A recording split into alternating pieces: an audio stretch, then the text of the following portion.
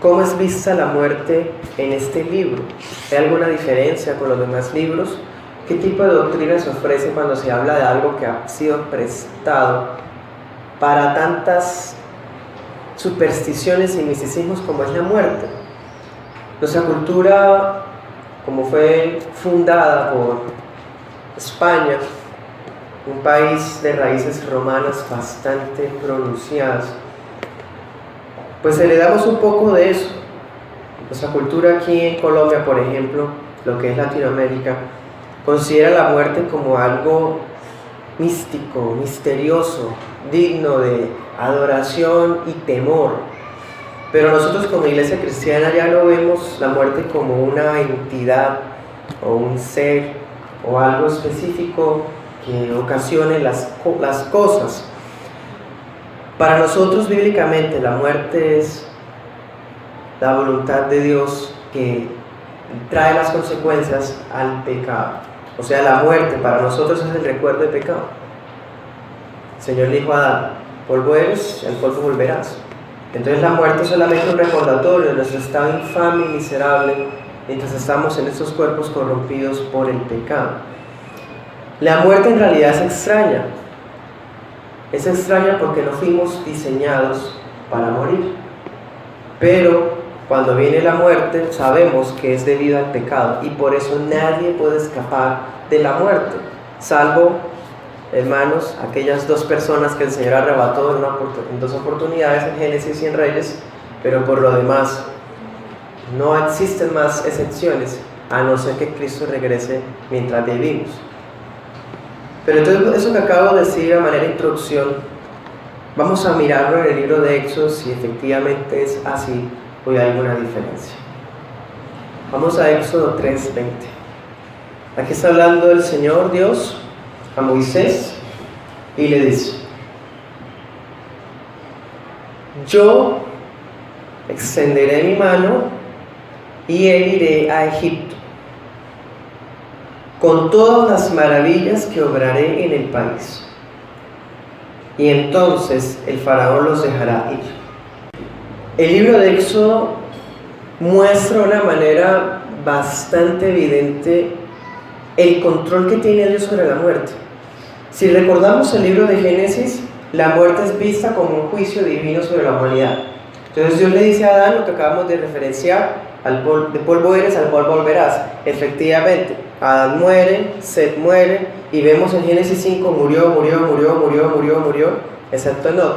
Luego vemos Génesis 10, vemos hasta las edades que tuvieron, ¿sí? Vemos Abraham murió, Isaac murió, Jacob murió. Siempre vemos la muerte como un cumplimiento del decreto divino de muerte.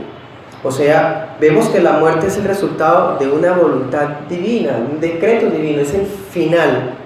La semana pasada, cuando mirábamos el tema de los ángeles, veíamos que la muerte no es un ángel.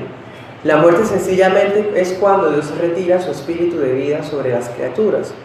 Y las criaturas abarcan todo tipo de ser vivo, desde bacterias hasta seres gigantes como un cachalote, el macho de la ballena, un elefante, nosotros, los seres humanos. Todo tiene espíritu de vida, los seres vivientes. La muerte es cuando Dios retira ese espíritu. ¿Ven? Entonces el libro nos va a mostrar ese poder, que no solamente Dios se hace a un lado mientras el decreto se cumple. O sea, dio una fecha estipulada, como veíamos también en Job, que Dios sabe cuál es la fecha de la muerte de las personas, y se queda a un lado esperando a que llegue esa fecha. Vamos a ver que Dios también tiene control sobre la muerte y Él la da a quien quiere y como quiere darla. Eso demuestra, hermanos, que la muerte es una prueba de que Dios sigue interviniendo de forma personal en el curso de la historia. Como acabamos de decir, Él no se hace a un lado esperando que se cumplan las fechas para mandar un ángel con una voz y le quite la vida a la gente. Eso es absurdo, eso es paganismo. No. También el versículo 20 decía: heriré a Egipto. Lo primero que se nota es que Dios tiene tanto el control sobre ella que Él la da como una forma de juicio. Eso ya lo habíamos visto en Génesis, pero eso fue un juicio universal. Por la caída del hombre todos, dicen, todos estamos destituidos de la gloria de Dios, ¿sí? Por cuanto todos pecaron, también dice, en Adán todos murieron, Romanos 5, ¿sí? Todos vamos a morir. Pero en el libro de Éxodo ya se ve la muerte como algo que Dios emplea contra sus enemigos. Dice herirlos. Esa expresión es poética. Y va a ocurrir a lo largo de toda la Biblia, especialmente en el Antiguo Testamento. Cuando la Escritura dice que Dios hiere de esta manera, hiere quiere decir que Él lastima o deja una lesión tan grave que puede ocasionar muerte. Por el contexto sabemos que cuando dice heriré a Egipto, no está diciendo que iba a matar a todo Egipto, porque así no fue. Dice heriré porque solo murió una parte, los que murieron con el granizo, ¿cierto? Los primogénitos, pero no murió todo Egipto, por eso dice heriré. Sí, o sea, es como si hubiera dejado brechas en la nación, pero no hubiera acabado con ella. Otro ejemplo de eso sería cuando Dios hiera a Israel. Israel es llevada al exilio, al cautiverio. Es herida porque muchos mueren, muchísimos, pero queda un remanente vivo, no murió del todo. Entonces vemos que esa expresión aparece aquí en Éxodo 3:20, pero se usa contra los enemigos de Dios. ¿Sí? Dios hiere a sus enemigos. También Dios hiere a quienes, a los que oprimen a su pueblo. Éxodo 14:30. Así salvó Jehová aquel día a Israel de manos de los egipcios, e Israel vio a los egipcios muertos a la orilla del mar. Cuando los israelitas pasan el mar rojo, ellos se dan cuenta cómo Dios cierra las aguas y ellos cruzan. Apenas ellos terminan de cruzar, las aguas se cierran. Y cuando ya todas las familias están en la orilla y del otro lado, resulta que llegan cuerpos flotando. Son los egipcios que iban detrás de ellos. El pueblo reconoce que fue una salvación divina. Eso. Entonces, ¿qué dice? Dios hiere a Egipto porque Egipto es enemigo de Dios, pero también hiere a Egipto porque Egipto es enemigo del pueblo de Dios. ¿Ven? Eso lo vamos a ver en toda la Biblia, especialmente en Apocalipsis. Vemos cómo Dios tiene el control de la vida y de la muerte, la da vida a su pueblo, aunque a veces permite que su pueblo perezca en muchas ocasiones, como decía en el texto en Apocalipsis, al que a cautiverio, cautiverio, al que espada, espada. Pero en últimas, Dios es el que hiere por medio de las plagas, que es la misma situación que ocurre en Éxodo. Bueno, en fin, entonces, ese poder, hermanos, divino, como acabamos de decir, no solamente se extiende, porque mire que es Dios que extiende su mano, contra la humanidad, sino también contra los animales, porque son seres vivientes. Entonces miremos ejemplos. Éxodo 7:18. 7:18 dice: los peces que hay en el río morirán, el río apestará, el Nilo. Los egipcios tendrán asco de beber sus aguas. ¿Cuándo ocurrió eso? En la plaga de sangre. Dios hace una plaga, hermanos, envía una plaga para ajuiciar a los enemigos de su pueblo, a sus propios enemigos, y para avergonzar a los dioses paganos de Egipto. Pero en ese juicio mueren seres vivientes, mueren peces. Entonces vemos, hermanos, cómo ese poder se extiende sobre todas las cosas. ¿Por qué el libro de Éxodo nos nombra detalles como ese? ¿Por qué, hermanos? ¿Qué importancia tiene? Pues en este tiempo, siglo XV a.C., era importantísimo hacer ese tipo de especificaciones, porque los egipcios le rendían culto a la muerte. Tenían deidades de la muerte, Anubis, Osiris. Eran dioses a los que hacían sacrificios humanos. Es más, los faraones crearon las pirámides como tumbas milenarias, donde ellos guardaban todos sus tesoros y sus cadáveres quedaban ahí. Ellos creían que como ese hombre era hijo de Ra, él iba a resucitar o iba a reencarnar ahí mismo, y pues tenía todo ahorrado, ahí guardado en el sarcófago, en la tumba. Había un culto, un misticismo muy profundo por la muerte. Entonces, los israelitas pasaron 4 generaciones en medio de un pueblo totalmente pagano y oscuro. Muchos se habrían contaminado con esos cultos extraños, como lo vemos en el libro de Éxodo, en el libro de Números, en el libro de Amós. Se nos dice que el pueblo empezó a adoptar costumbres y tanto que en su corazón ellos deseaban volver a Egipto. Pues era necesario establecer, hermanos, que este Dios soberano, el Dios de los hebreos, tenía control sobre la muerte. Cuando estudiábamos el libro de Job veíamos que los paganos tenían dioses para cada cosa: dioses para la nieve, dioses para las cosechas, dioses para las nubes, dioses para el río. Los egipcios era igual. Ellos tenían dioses para la vida, dioses para la muerte, dioses para tal cosa, ¿sí? El Dios de Éxodo demuestra que Él no tiene que delegar ninguna de sus funciones de deidad, porque Él, siendo Dios, abarca la vida, abarca la muerte, abarca las nubes, abarca el río, abarca todo. Esa es una mentalidad, hermanos, que era radical para ese tiempo. Por eso es que es tan importante que aparezcan esas referencias. El Nilo era visto como un dios para los egipcios. En cambio, nuestro Dios mató al dios de los egipcios y por eso el río se ve sangre. Pero Dios también mata a los peces del río. Mata, suena fuerte, ¿no? Pero es quitar su espíritu. El soberano puede hacer lo que quiere con lo que es de él. Hay más ejemplos, son muchas citas. Miremos 8:13. Y el Señor retira a las ranas. Dice que todas las ranas que estaban en el país murieron y el país también apestaba. Tocó los egipcios barrer y se hacían montañas de ranas. Tuvo que haber sido bastante horrible el ambiente que se generó. 11:5 también, cuando es la muerte de los primogénitos. Y también 12:12, leamos ese 12:12, dice: yo pasaré aquella noche por la tierra de Egipto y heriré, ¿ven? La misma expresión de ahorita, heriré a todo primogénito de la tierra de Egipto, así de los hombres como de las bestias.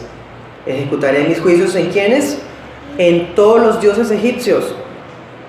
Yo, Jehová. El juicio, entonces, ¿era contra quiénes? Contra los enemigos de Dios, contra los enemigos del pueblo de Dios, contra los dioses de los enemigos del pueblo de Dios. Dios se hace enemigo de esas 3 entidades. Y la muerte es como una última instancia, como un medio donde Él muestra que definitivamente su paciencia tiene un límite. Recordamos, por ejemplo, en Génesis, cuando dice la Escritura: el clamor de Sodoma subió hasta mí, dice el Señor. Bajaré para ver si efectivamente bajan los 2 ángeles, ¿se acuerdan? Sacan a Lot y viene fuego del cielo. Dios es paciente, lento para la ira, clemente, grande en amor, misericordioso. Pero su paciencia tiene un límite. Su paciencia tiene un límite. Y cuando ya ese límite se llena, hermanos, la muerte es un medio que Dios usa, porque es una manera de Él retirar ese don que Él dio, de la vida. Bueno, entonces vemos que Dios tiene control absoluto sobre la vida de todo ser viviente. Para Él es fácil dar vida, para Él es fácil quitarla. Bueno, y no hubo necesidad de pedir permiso a Osiris o a Anubis, los dioses egipcios. Cuando decimos Dios, ya sabemos, estamos refiriéndonos a Padre, Hijo y Espíritu Santo. Ahí están los 3. Porque Cristo tiene poder sobre la vida, desde luego, Lázaro, ven fuera. Tiene poder sobre muerte en las cosas. Claro, le dice a la higuera, maldita sea, nunca más coma nadie de ti. Y la higuera se seca. ¿Bien? El Espíritu Santo también da vida, pero también da muerte. Ejemplo, Ananías y Zafira mienten y Pedro dice, le mentiste al Espíritu Santo. Ananías y Zafira mueren ahí en pleno. Dios Padre, Hijo y Espíritu Santo dan vida. También pueden quitarla, porque ellos son Dios. Miremos 12:23. Jehová pasará hiriendo nuevamente a los egipcios, y cuando vea la sangre en el dintel y en los 2 postes, pasará Jehová de largo por aquella puerta y no dejará entrar al heridor en sus casas para herir. Veamos que la herida es personal. Dios viene, Él la ocasiona, sea por su propia mano o sea por sus agentes, sus mensajeros, los ángeles. En ese caso sería la intervención angelical, hermanos, pero no significa que cada vez que alguien muere hubo un ángel interviniendo. Aquí es distinto porque aquí en lo espiritual sí había una guerra espiritual real. Estaba Dios humillando todo ese montón de demonios, hermanos, que estaban dominando a los egipcios. Él dice, voy a pasar de largo de aquellas casas que estén cubiertas sus dinteles con sangre. ¿Cuál sangre? La del Cordero de la Pascua. Ese hecho, hermanos, debe hacernos estremecer con un temor reverencial ante el Señor. Y no nos va a dar expectativas equivocadas. Que porque somos cristianos vamos a morir de una manera trágica. O porque somos cristianos van a morir de una enfermedad terrible. Hermanos, los planes de Dios los conoce solo Él. Abel era justo y Abel murió asesinado de forma tremenda. Enoc era justo y Dios no quiso que muriera. ¿Ven? Los dos son justos, los dos son santos, los dos tienen fe, pero Dios determina dar muerte de la manera que establece a los dos. Moisés muere de anciano, Eliseo muere de una enfermedad. Miremos 13:15. Jehová hizo morir en la tierra de Egipto a todo primogénito, desde el primogénito humano hasta el primogénito de la bestia. ¿Se acuerdan que no hay distinción entre animales y seres humanos? O sea, cuando se celebraba la Pascua, cuando se tenía un hijo primogénito y se consagraba al Señor, las personas no solamente estaban recordando que salieron de Egipto, estaban recordando que Dios tiene poder sobre la vida y la muerte. Estaban recordando que Dios dio la vida, por ejemplo, en el nacimiento del primogénito, pero también sobre la muerte cuando mató primogénitos en Egipto. Esto hace que adoremos al Señor por su poder. En cambio, hoy día, hermanos, en las culturas paganas se da mucho el tema de la adoración y el culto a la muerte, ¿no? O a los muertos. Se ve a la muerte como una entidad terrible a quien hay que adorar para que cuando venga no sea tan tremendo. Eso es absurdo, es pagano. Aquí los israelitas no adoran a la muerte, jamás, eso es impensable. Dios determina a quién darla y también Dios establece límites para cuándo, hermanos, el ser humano tiene derecho a quitar la vida. Eso suena bastante extraño para nosotros en un país constitucional. La Constitución de nosotros dice no habrá pena de muerte, pero en realidad Dios entregó al hombre en Génesis 9:6 la potestad de dar pena capital. La pena de muerte es bíblica, pero Dios, hermanos, entrega al Estado o a las sociedades humanas la potestad de decidir si darla o no darla. Entonces el Estado colombiano no está en desobediencia. El Estado colombiano está no aplicando algo que Dios le permitió hacer. Retomemos otra vez. Dios tiene control absoluto. Dios determina a quién darle, a quién no. Y Dios también le entrega ese derecho al ser humano para determinar a quién darle, a quién no. Eso es un atributo comunicable. La justicia. Porque es cuando se daría muerte a otro ser humano por un ser humano. Cuando se fuera a hacer justicia. Entonces aquí pone el ejemplo de un homicida, alguien asesino. El asesino debía morir. ¿Bien? Entonces Dios dice, hay unos límites que se establecen. Yo doy los límites. Yo soy el dueño de la vida, yo la quito cuando quiero, pero el Estado puede quitarla cuando el Estado determine cuándo quitarla. Hay países, por ejemplo, que la quitan por traición, pero la gran mayoría ya no tienen pena de muerte. Es más, Éxodo nos va a dar muchos ejemplos de la pena capital. Éxodo 21:12. Si alguien pelea con otro fulano, con un momento de alevosía, de rabia, y de los golpes la persona muere, esa persona tenía que morir.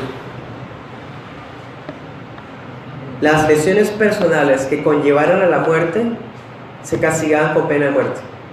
Éxodo 21:14. El homicidio premeditado. O sea, la persona maquina, hace el mapa, el plan, los pasos a seguir para matar a una persona a la cual le tiene rencor, odio. Eso se pagaba con la pena capital. Que se comprobara que se había planeado el asesinato de una persona.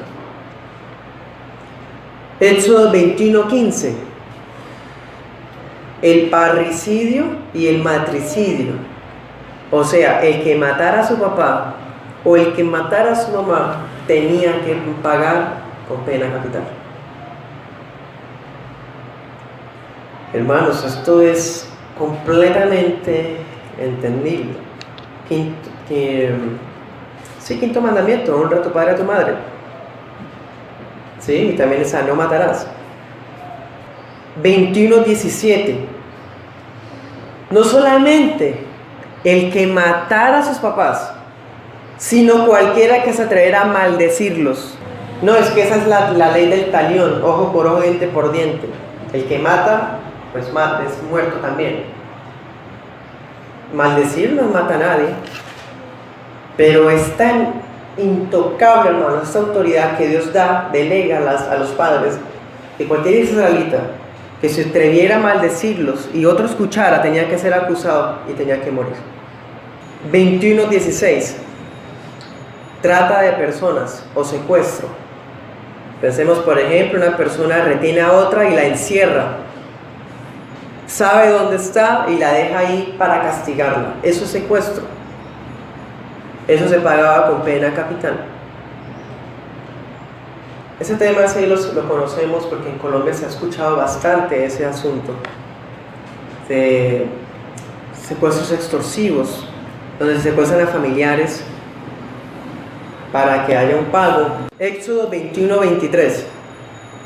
Imaginémonos un pleito nuevamente. Son dos hombres que están peleando físicamente y una de las mujeres, una de las esposas de los fulanos, está embarazada y se mete para mediar se metió, hermanos, ahí en la pelea. Si a ella, hermanos, salía golpeada y le hacían perder el bebé, la persona tenía que pagar con pena de muerte.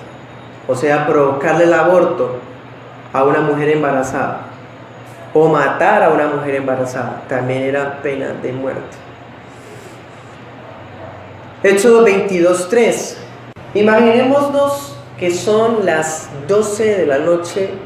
En nuestras casas se sube un ladrón, burla toda seguridad y se entra. El padre de familia forcejea y termina matando al ladrón. Eso no tenía pena de muerte. Pero si el ladrón venía de día y robaba, o el dueño de la casa forcejeaba y terminaba asesinándolo, eso sí era pena de muerte, porque lo mató a plena luz del día. ¿Por qué pasa eso, hermanos? Porque se supone que la persona en la noche no ve nada, se está defendiendo, o sea, lo mató casi como sin culpa, diríamos nosotros. Pero si mataban a un ladrón en flagrancia, se dice, en pleno, con las manos en la masa, como dicen también, en plena luz del día, habiéndolo visto, pudiendo buscar un medio distinto para atraparlo y no matarlo, eso se pagaba con pena de muerte. Éxodo 21:29. La pena de muerte también se extendía a animales.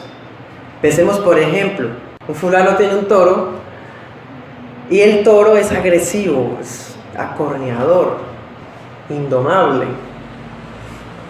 Y el dueño no lo tiene amarrado, sino que lo deja así, se confía. Pasa una persona cerca y el toro se le lanza, pasa el vallado y mata al otro fulano. Ese toro debía morir, pero el dueño también, porque el dueño sabía que ese toro era agresivo, porque tiene relación con el premeditado. Es como si él ya sabía, pudo haberlo evitado. Otro caso está en Éxodo 22:19, el que practicaba relaciones sexuales con animales. Es bestialismo, se llama eso. Morían tanto el animal como el que practicara esa conducta depravada. Hay otras dos, hermanos. Éxodo 22:20, la persona que le ofreciera sacrificios a otro Dios que no fuera el Señor, porque el Señor dijo: no tendrás dioses ajenos delante de mí.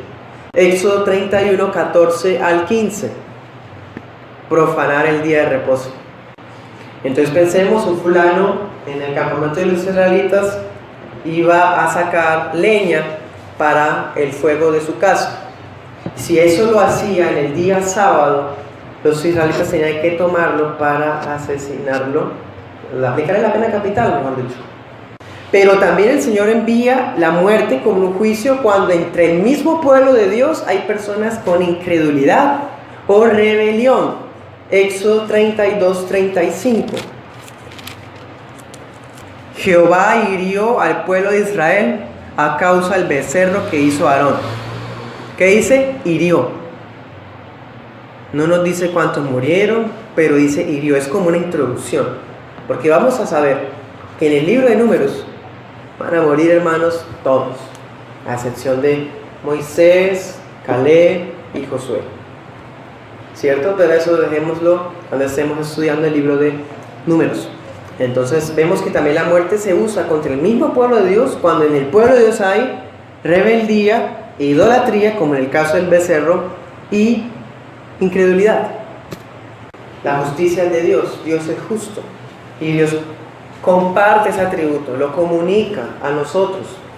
Cuando estamos congregados, la iglesia tiene poder de justicia. El Estado tiene poder de justicia. La justicia ni siquiera se hace por mano propia, se hace es por la sociedad. Es decir, la iglesia es la que hace la justicia en casos de la iglesia, y el Estado hace justicia en los delitos que él considere delitos. Los delitos de Colombia no son los mismos que Argentina. Los de Argentina no son los mismos que Suiza. Cada estado es independiente, tiene su propia jurisdicción para llevar a cabo la justicia a su manera. Y el Señor respeta eso. ¿Por qué? Porque Él fue el que dio ese don al ser humano, de impartir justicia. Entonces la iglesia tiene capacidad sancionatoria, disciplinatoria, también tiene poder de justicia en lo que el Señor permite, no más allá. Y ese poder se expresa en cada iglesia local. Cada iglesia local puede ejercer justicia. Ejemplo de eso está en Corintios. ¿Se acuerdan? Corintios capítulo 6 dice que habían personas estafadoras dentro de la iglesia, personas que le quedaban mal a otros con temas monetarios. Entonces iban a los jueces para solucionar los problemas. Entonces el apóstol Pablo dice: no hay nadie sabio entre ustedes que solucione eso sin que tengan que irse al mundo a solucionarlos. En la iglesia se puede solucionar eso, ¿sí? La iglesia local tiene poder de justicia. Desconocer ese poder de justicia sería como, pensemos, un caso como lo que sigue. Imaginémonos en Colombia ya pena de muerte por X tema. Y una persona que cometió ese pecado, o ese delito, se va a otro país. Se va a España, porque allá en España no hay pena de muerte. ¿Qué debe hacer España, hermanos, con ese caso? Algo que se llama asilo, que lo va a refugiar. O si no, hay otro que se llama extradición, devolverlo para que el Estado lo juicie conforme sus parámetros. Así es que se hace, hermanos. Por eso es que ustedes escuchan las noticias muchas veces que dice que Estados Unidos pide que tal sea extraditado, porque el hombre cometió delitos allá y vino a escaparse de allá acá. Entonces no tiene que pagar los delitos que cometió allá y los llevan extraditado por eso. ¿Sí? Entonces vean que como Dios es el dueño de la vida, Él determina cuándo el ser humano puede ejercer justicia, incluso tomando la vida. Pero que conste, hermanos, que todos los delitos que aparecen son de carácter penal y carácter civil. Nosotros como iglesia no tenemos ese poder, el poder penal y poder civil. La iglesia ahora tiene poder disciplinario, Mateo 16, Mateo 18, Juan 21, 1 Corintios 5, pero no vamos a ejercer penas capitales, esas cosas, como la iglesia romana aplicó con la Inquisición. ¿Ven la diferencia? Una cosa es el Estado, otra cosa es la iglesia. Entonces, por ejemplo, si en el Estado se practica la pena de muerte sobre X cosa, la iglesia no va a aplicarla porque el Estado cree eso. Tampoco significa que el que ya fue disciplinado por la iglesia ya no tiene que pagar con el Estado. O sea, pensemos que llega a nuestra iglesia una persona que haya cometido un delito y la fiscalía lo está persiguiendo. Esa persona, por más de que se haya convertido de corazón, por más de que haya nacido de nuevo, tiene que pagar su delito. Porque ante la iglesia la persona está perdonada, pero el Estado no. Entonces miramos, para nosotros como iglesia, nosotros no aplicamos penas ni sanciones civiles, no tenemos ese poder, lo tiene el Estado. Bueno, Israel lo aplicaba, ¿por qué? Porque era una nación independiente, que luego sería una monarquía, habrían reyes, David, Salomón, Roboam, todos esos reyes, ellos tenían esa potestad de aplicar esas penas, porque son los reyes. Eran estados monárquicos, pero nosotros no somos un estado, somos la iglesia del Señor. Bueno, pero sí se habla de pecados de muerte. Eso es una expresión más de la disciplina eclesiástica. ¿Cuáles pecados de muerte serían, hermanos? ¿Qué es eso? Lo que hemos visto. La lista de pecados que acabamos de leer, esos son pecados de muerte. Esos. Si la iglesia se entera que alguien ha cometido alguno de esos 11 pecados, la iglesia ve en eso un pecado de muerte. Claro, con algunas excepciones, ¿no? Teniendo en cuenta que el Nuevo Testamento es la revelación completa. Ya por ejemplo, en el día del Señor, profanarlo no da pie a la muerte, ni tampoco eso conlleva un pecado de muerte, porque ya no estamos bajo los lineamientos del Shabbat, sino ahora estamos bajo los lineamientos de la gracia de la resurrección. Bueno, entonces también tener en cuenta eso. Vamos a Gálatas 3:22. Según lo que dice la Escritura, todos son prisioneros del pecado, para que quienes creen en Jesucristo puedan recibir lo que Dios ha prometido. El tema del pecado es algo muy destacado en el libro. Cada uno de los capítulos del libro de Éxodo nos hablan de ese problema. Y es que aquí la Escritura nos está diciendo, todos somos prisioneros del pecado. Estamos bajo la esclavitud del pecado. Hay un dominio que está en nuestra naturaleza, en esta creación, que nos incita a pecar. Dice la Reina Valera, la Escritura lo encerró todo bajo pecado. Y si hemos visto que Éxodo contiene el primer código legal de la Biblia, entonces vemos que cuando dice la Escritura encerró todo bajo pecado, sabemos que está refiriéndose también a Éxodo. En Éxodo están los mandamientos, en Éxodo está el código civil, en Éxodo están las leyes penales. Todo está encerrado bajo pecado. ¿Y con qué propósito, hermanos? Para que la promesa fuera dada a los creyentes. Si la santidad es uno de los temas destacados en el libro, su contraparte, que es el pecado, implícitamente también es destacado. Porque si Dios está exigiéndole a la iglesia, al pueblo de Israel, santidad, está dando por hecho que existe algo que le impide hacerlo. Está dando por hecho que no es cualquier cosa lograr ser ese pueblo especial. Y que hay un inconveniente hay un obstáculo, hay una grave inclinación que se llama pecado. Dios es santo, su pueblo debe ser santo, eso es central en el libro y por lo tanto Éxodo lo contiene. Ustedes cuando leen, por ejemplo, la Torá, el Pentateuco, se dan cuenta, sobre todo en Deuteronomio dice, cumplan los mandamientos, estatutos, decretos, ¿sí? Y usan homónimos, o sea, hablan lo mismo con diferentes términos. En otras palabras, cada mandamiento, cada estipulación, cada orden, cada decreto demuestra que hay un problema, el pecado. El propósito de los mandamientos no es que los israelitas se salvaran a sí mismos al cumplir cada requisito. Entonces, si había personas que lograran cumplir los mandamientos de Éxodo, podrían subir al monte Sinai. ¿Es eso así, hermanos? ¿Es eso cierto? No.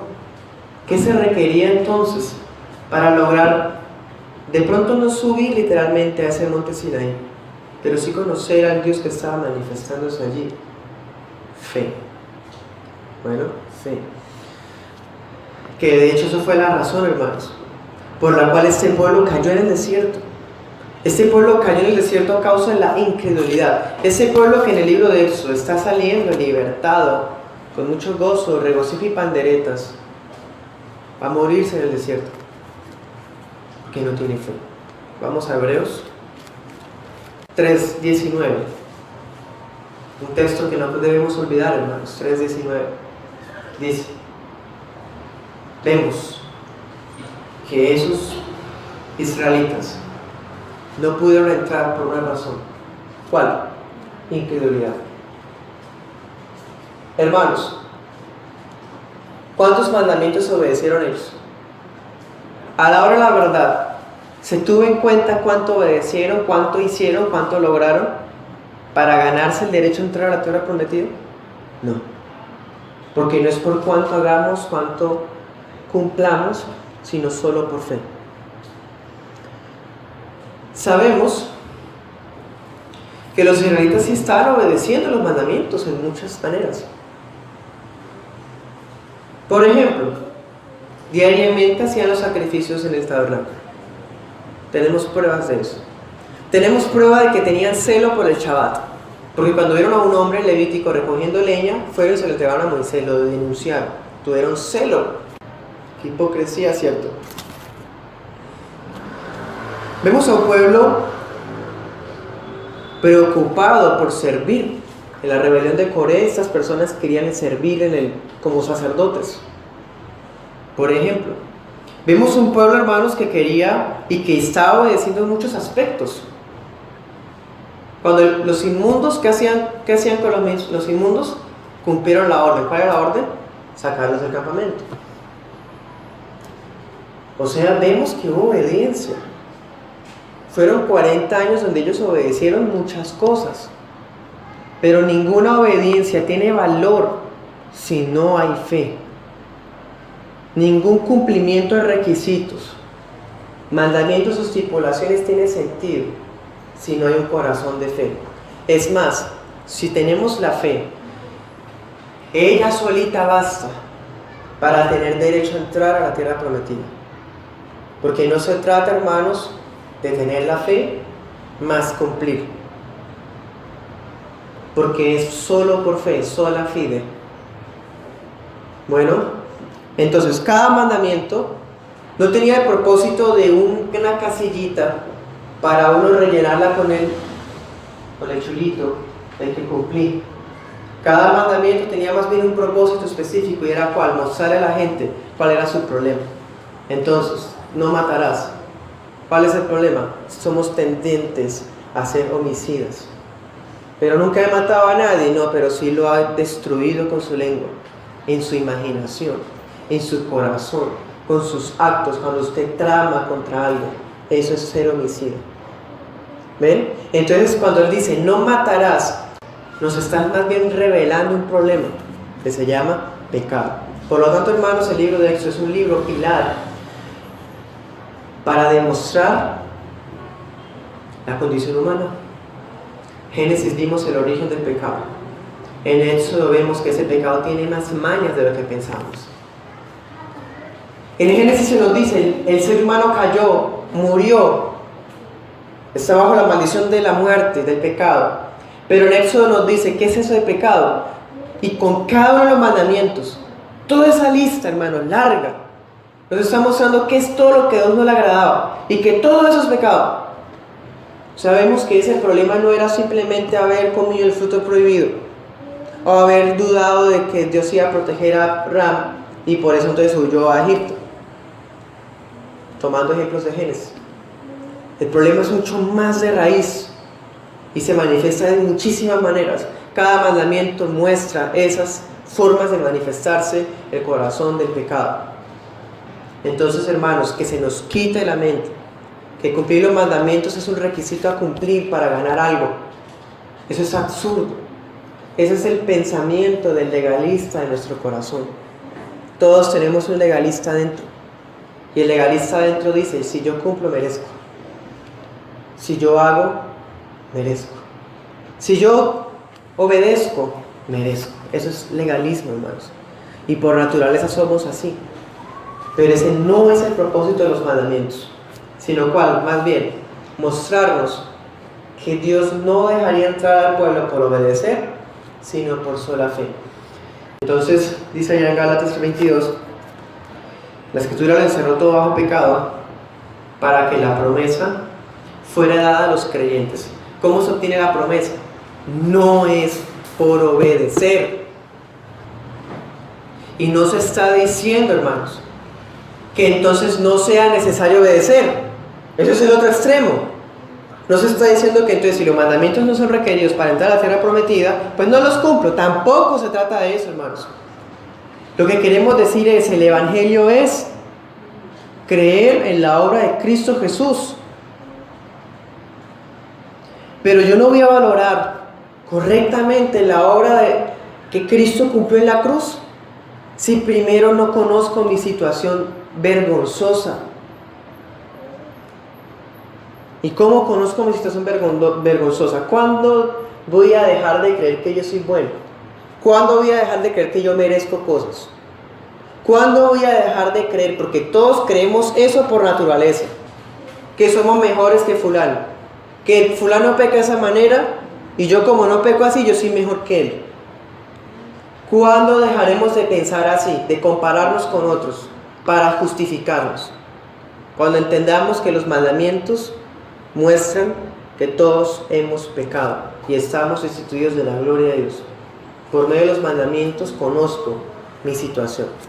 Y cuando veo mi situación veo que definitivamente necesito a Jesús. Entonces, hermanos, cuando veo en la cruz la obra de Jesús, yo no tengo que obedecer algo para ganarme los méritos de eso que ocurrió en la cruz. No tengo que yo también crucificarme literalmente o flagelarme para ganarme lo que Cristo me compró ahí. Debo es creer en quien estaba ahí y lo que ocurrió ahí, en esa cruz. Todo está encerrado bajo pecado para que la solución fuera por la fe en Cristo Jesús. El Señor proveyó la solución de esa manera. Entonces vemos el propósito de los mandamientos. Y Éxodo es el código de los mandamientos. Alguno pensaría que es Levítico, pero no. Levítico contiene rituales, pero en realidad el código para la sociedad naciente que era Israel era Éxodo. Entonces cada mandamiento demuestra la realidad que hay en nuestro corazón. Hablemos un poquito más de esa realidad. Romanos 7:7. ¿La ley es pecado? De ninguna manera. Pero yo no conocí el pecado, sino por la ley. Tampoco conocería la codicia, si la ley no dijera no codiciarás. ¿Por qué existe la desobediencia? Porque hay una orden. Si no hubiera orden, no hay desobediencia. Si no hay desobediencia, no hay pecado. Por lo tanto, la ley demuestra dónde está el pecado. La ley sirve como el rayos X. La ley sirve como la lupa para ver el pecado. La ley tiene el propósito, hermanos, de filtro. Es la única manera de ver qué es el pecado. Dice, no codiciarás, ese es el 10º mandamiento. Si la Biblia no dijera eso, codiciar no sería pecado. Pero lo dice. ¿Qué es codiciar, hermanos? ¿Cuántas cosas se encierran en codiciar? Por lo tanto, no es que yo, como no soy rico o no soy ladrón, entonces cumplí el mandamiento. Cuando estemos estudiando cada uno de los 10 mandamientos, vamos a ver que cada uno, hermanos, es un mundo. Es un mundo. Cuando nos afanamos, nos preocupamos, cuando tenemos ambiciones, deseos terrenales, eso es codicia.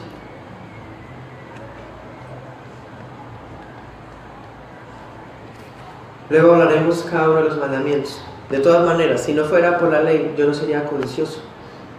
Pero todos lo somos por naturaleza, porque está la ley. Entonces dice, yo no conocería la codicia. ¿Quién no conoce la codicia? Todos la conocemos, está acá, en el corazón. Versículo 8 dice, pero el pecado se aprovechó del mandamiento. ¿Ven? El pecado se aprovecha del mandamiento. Produjo en mí toda codicia. O sea, él decía, no codiciarás. Conocí que es malo y mi corazón se inclinó a curiosidad, a querer hacer eso que me prohibieron. Como cuando a los niños se les dice no y más lo hacen. Así somos. Dice, porque sin la ley el pecado está muerto, lo que estábamos diciendo. Versículo 10 dice, hallé que el mismo mandamiento que era para vida. ¿Por qué era para vida?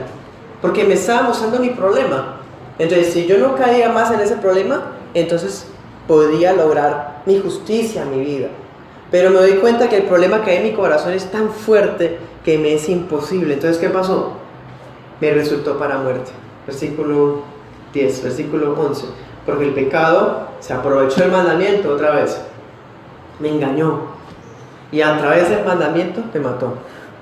Entonces, esa lista de mandamientos, hermanos, que hay en Éxodo, hemos tocado algunos.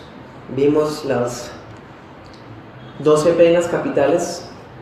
Ahí hay mandamientos, porque son estipulaciones imperativas. No dejarás con vida a la hechicera, ¿cierto? El que profane el día de reposo deberá ser muerto. Son estipulaciones pétreas que se imponen, son obligatorias. Y todo ese montón, hermanos, se resume en los 10 mandamientos. Los 10 mandamientos son la lista que resumen los principios morales para el pueblo de Dios en todas las épocas. No porque estemos, hermanos, en la dispensación o la época, en esta era del Nuevo Testamento, significa que ya no son 10, ahora son 8. Que ya no son 10, ahora son 5. Que ya no son 10, ahora son 2. Amarás al Señor, amarás a tu prójimo. Ya los otros ya pasaron. No, hermanos, los mandamientos del Señor son eternos. Los 10 mandamientos están vigentes para la vida del pueblo de Dios de todas las épocas. Y veíamos que ahora en el nuevo pacto estamos bajo mayor responsabilidad. Quiere decir que los 10 mandamientos tienen una aplicación mucho más exhaustiva hoy día. Pero ojo, no con el propósito de ganarnos el cielo, de ganarnos la salvación, de obtener justificación, de obtener al Espíritu Santo, porque así no es, hermanos. ¿Cómo obtuvimos al Espíritu Santo? ¿Cómo nos fue dado el Espíritu Santo? Dicen Gálatas, por oír con fe la palabra del Evangelio. ¿De qué manera Adán hubiese permanecido en Edén? Obedeciendo el pacto de obras. Si cumplía, entonces permanecía.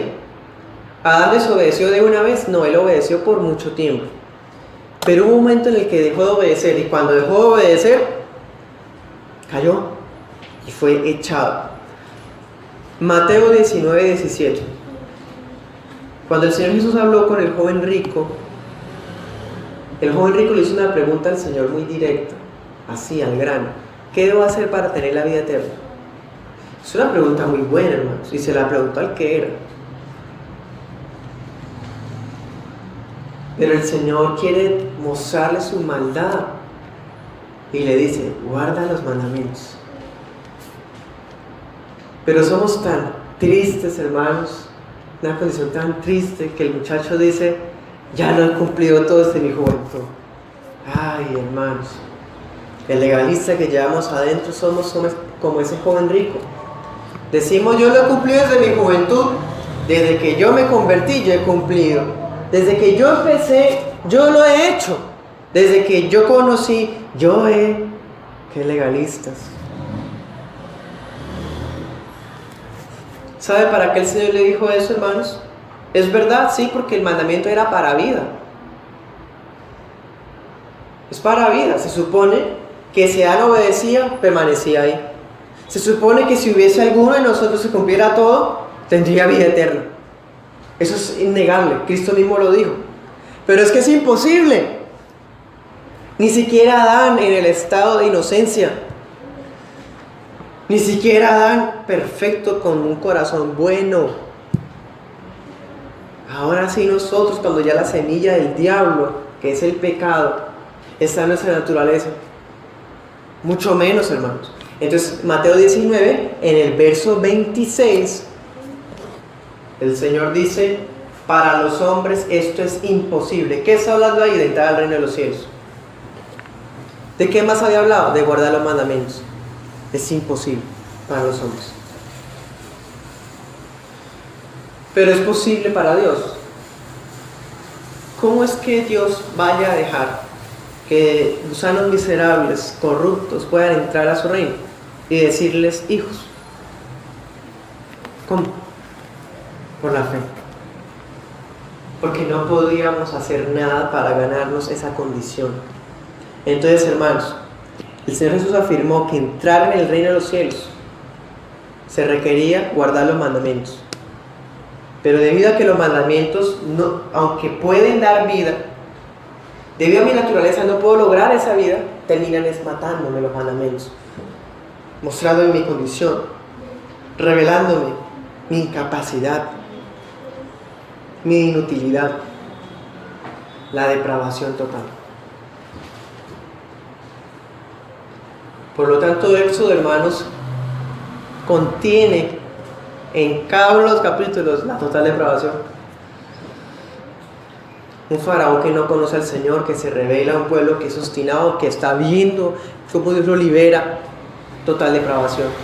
Corazón depravado del ser humano. Incapacidad absoluta. Un Moisés que está viendo a Cristo ahí enfrente y dice, no quiero ir, envía a otro. Un Aarón que el Señor le ha hablado y va y construye un muñeco. Nadie tiene escapatoria, no hay nadie. Malos todos, depravados. Éxodo, hermanos, contiene esa doctrina. Es innegable. Entonces es imposible para el ser humano ser salvado por cumplir. Y si yo no puedo cumplir, yo no puedo pretender empujar a mis hermanos para que se salven cumpliendo. O de otra manera, no puedo salvarlos empujándolos a que obedezcan, aunque no se está diciendo que no se va a exhortar, animar y aconsejar, pero me refiero a que si no me salva a mi hermano tampoco, porque estamos en iguales condiciones. Y de la misma manera, no puedo salvar a otro.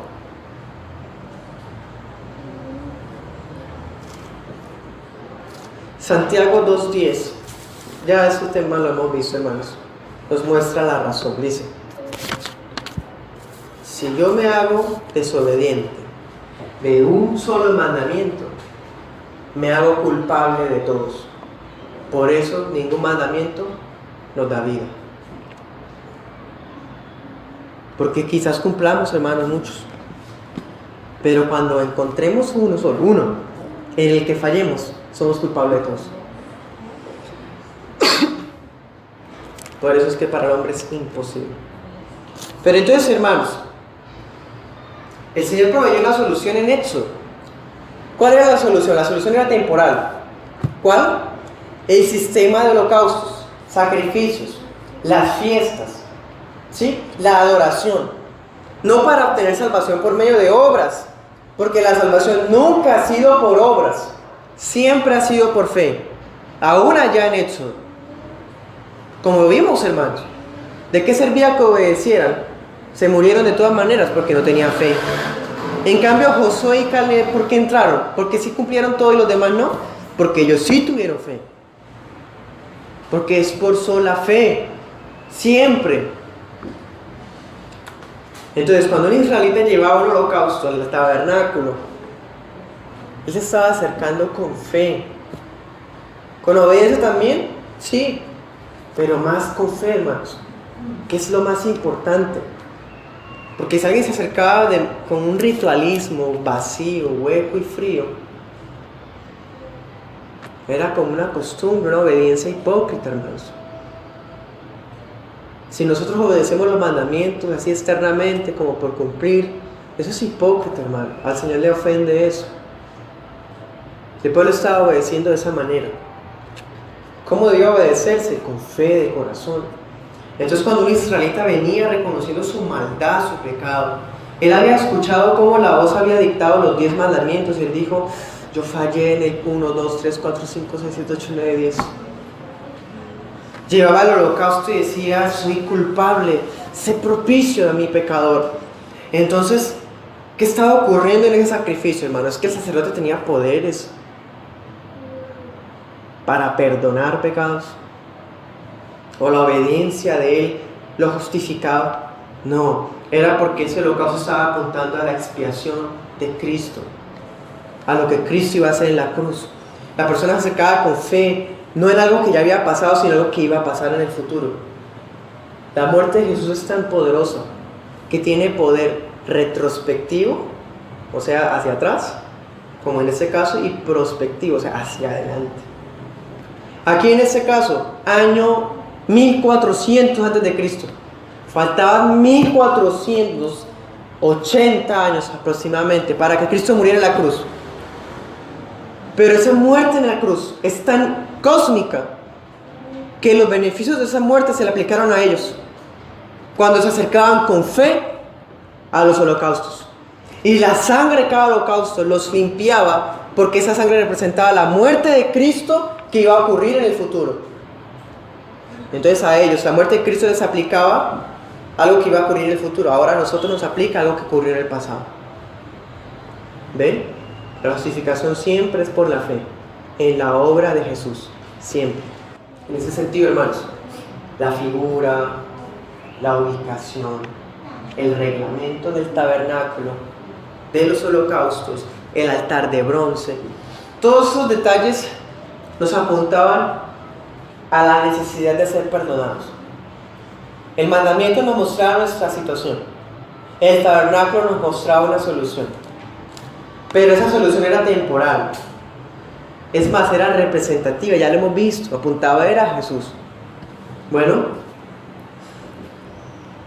entonces miremos, hermanos, por ejemplo, en la estructura del tabernáculo, ya sabemos, era un campamento de cortinas, estaba la entrada principal, ¿sí? El lavacro, una fuente de bronce, estaba el altar, luego seguían caminando, estaba el lugar santo, luego el lugar santísimo. ¿Se dan cuenta? Antes de poder seguir adelante, estaba el lavacro, que era para lavarse, y estaba el altar, que era para los sacrificios. ¿Qué nos está enseñando el Espíritu Santo con eso? Que para acercarnos a Dios tenemos que ser perdonados primero. Nadie puede acercarse a Dios sin ser perdonado. ¿Qué pasa si alguien que no ha sido perdonado se acerca? Hermanos, es un enemigo. La gloria de Dios lo fulmina porque es un enemigo. Pero si es perdonado, tiene paz con Dios y ya no hay ninguna condenación para los que están en Cristo. Entonces, ¿de qué trata Éxodo también? Éxodo contiene la expiación limitada también. Cuando, por ejemplo, el sacerdote hacía el sacrificio, se construyó el tabernáculo. ¿Para quién era? ¿A quién beneficiaba, hermanos, ese sistema de ritual? Que tenía poder porque apuntaba a Cristo. A los israelitas.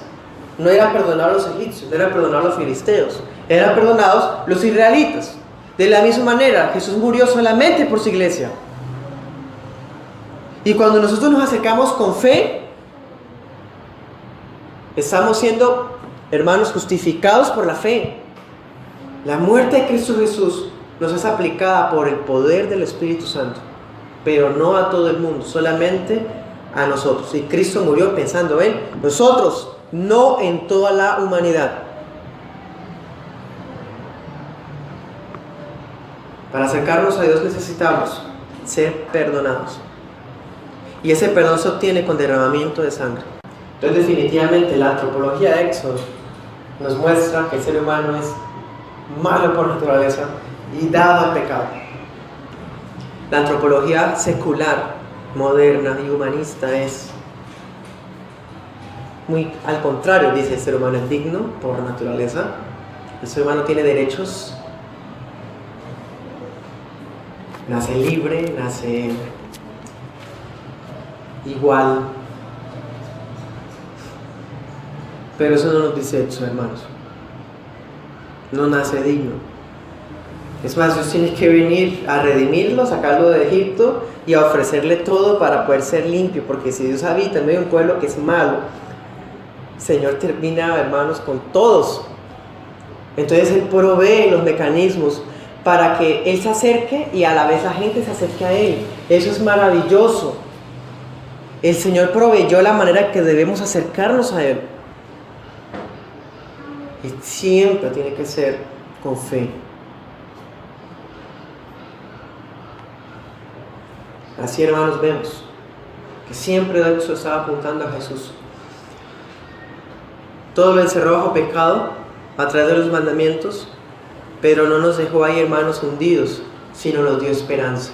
Entonces, cada vez que nos acercábamos y veíamos nuestra condición y tratábamos en nuestros esfuerzos a lograr algo, ya no lo hacíamos y tampoco debemos hacerlo ahora para obtener algo, sino porque es nuestro deber, hermanos, andar en santidad, porque el Señor reclama un pueblo santo. Los mandamientos son la descripción de la vida ideal de todo hijo de Dios, de cómo era que vivía Adán antes. Así era que vivía Adán. Entonces los mandamientos no es una carga para lograr hacer algo, sino es una manera como de recuperar lo que se perdió con Adán, como se supone que debíamos vivir. Pero no por medio de ello tenemos salvación, sino es por solo la fe en lo que Jesús hizo. Ese sí es el Evangelio, hermanos. Y el Señor nos ayuda para entender esa condición de pecado, para avivar más esa fe, para valorar muchísimo más, hermanos, lo que ocurrió en esa cruz a favor mío, de la iglesia, y así podernos acercar a Dios con una limpia conciencia. Oremos.